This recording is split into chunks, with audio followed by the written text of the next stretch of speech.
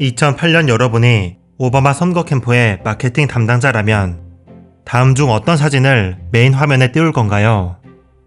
후원자들 사이에 있는 A 사진, 가족들과 함께 있는 B 사진, 강인한 모습의 C 사진, 연설 동영상이 재생되는 D. 어떤 것이 가장 느낌이 오시나요? 오바마 캠프 내부에서는 A 사진이 가장 효과적일 거라 생각했습니다. 하지만 당시 웹사이트 디자인을 맡은 사람은 구글에서 온 데이터 분석가 댄 시로커였습니다. 그는 어떤 느낌을 믿는 대신 웹사이트 초기 방문자 31만 명을 대상으로 실험을 진행했습니다. 무작위로 집단을 나눈 뒤 각각 다른 시안을 보여주고 클릭률을 측정한 것입니다. 분석 결과 B 사진이 가장 인기 있었습니다. 여러분이 구글에서 검색을 해보셨다면 검색 결과가 파란색으로 나타난 것을 보셨을 것입니다. 그런데 이 특정 파란색을 결정하기 위해 41종류의 파란색으로 A/B 테스트를 진행한 사실을 알고 있으신가요? 책 데이터 분석의 힘은 이런 사례들을 소개하면서 데이터 분석력이 이과든 문과든 상관없이 다양한 직장인에게 필수적인 능력이 되었다고 말합니다. 오늘은 이 책을 통해 데이터를 어떻게 읽어야 하는지를 소개해 볼까 합니다.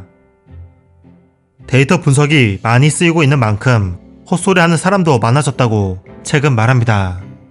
엉터리로 데이터를 분석하는 기사가 넘쳐나죠. 다음은 저자가 일본 신문 기사에서 발췌한 것입니다. 한 대학의 조사 결과 유학을 다녀온 학생이 그렇지 않은 학생보다 취업률이 높다는 사실이 밝혀졌다. 대학은 데이터 분석 결과를 기초로 유학 경험이 취업률을 높인다고 보고했다. 왜 이것이 엉터리 분석일까요? 유학 경험이 있는 학생을 A라고 해보죠. A는 유학을 다녀올 수 있을 만큼 부유한 가정에서 자랐을지도 모릅니다.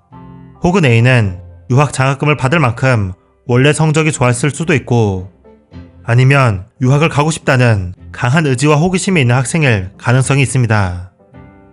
즉, 유학 때문에 A의 취업률이 높아진 게 아니라 다른 요인이 A의 취업률을 높였을 가능성이 있는 것입니다. 유학과 취업률은 상관관계가 있을 뿐 인과관계가 있다고 할 수 없죠. 그 외로도 엉터리 기사로는 다음이 있습니다. 어느 기업에서 사장이 바뀐 다음 해에 주가가 상승했다. 새로운 사장의 개혁이 이뤄낸 성과다. 전체 시장이 호황이라 주가가 상승했을 수 있습니다. 어느 학교가 새로운 교과 과정을 도입했더니 학생의 성적이 향상되었다. 이것은 새로운 교과 과정이 과거의 교과 과정보다 우수하다는 의미다. 단지 올해 시험이 쉬워서 성적이 올랐을 수 있습니다.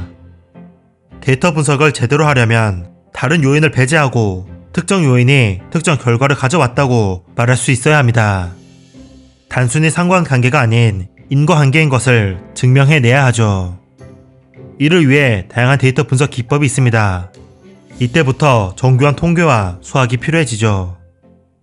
앞서 소개했던 오바마 캠프와 구글의 파란색 검색 결과는 업계에서는 A/B 테스트라 불리고 학계에서는 RCT, 랜덤화 비교 실험이라 불리는 기법입니다. 먼저 대상을 무작위로 A 집단과 B 집단으로 나눕니다. 그 뒤 각 집단에게 다른 종류의 오바마 사진을 보여주거나 다른 종류의 파란색을 보여줍니다. 무작위로 나눴기에 표본의 숫자가 충분히 크다면 두 집단은 통계적으로 동질의 집단이 됩니다. 평균 소득이 같고 평균 성적도 같고 평균적인 학력도 같습니다. 수치로 표현할 수 없는 모든 것이 평균적으로 같아지죠. 유일하게 달라지는 것이 어떤 사진, 어떤 파란색을 받는지입니다. 측정하고자 하는 요인 외에 다른 요인을 모두 배제한 것입니다. 두 집단의 클릭률을 확인하면 어떤 사진, 어떤 파란색을 써야 할지 알 수 있죠. RCT는 인과관계를 입증하기 위한 최고의 방법이지만 대규모 테스트를 해야 하기 때문에 비용과 노력이 많이 들어갑니다. 그래서 데이터 분석가들은 RCT 대신 기존에 있는 데이터 속에서 인과관계를 최대한 입증하기 위한 다른 기법들을 사용합니다. RD 디자인, 집군 분석, 패널 데이터 분석 등이 있죠. 어떤가요?